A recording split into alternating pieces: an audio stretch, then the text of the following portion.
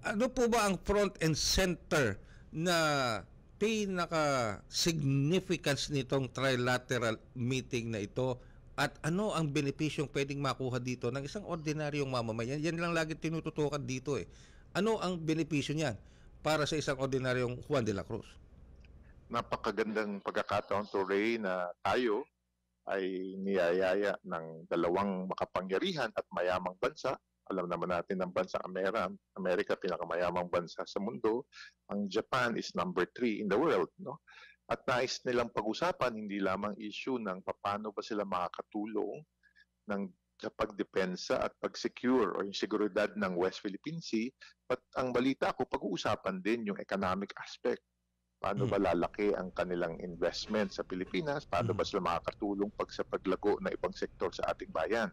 Yun ang importante sa mamamayang Pilipino. Kasi sa pagpasok ng mga investor na ito, magdudulot ito ng bagong mga trabaho, magdudulot ito ng bagong livelihood sa nakararaming Pilipino.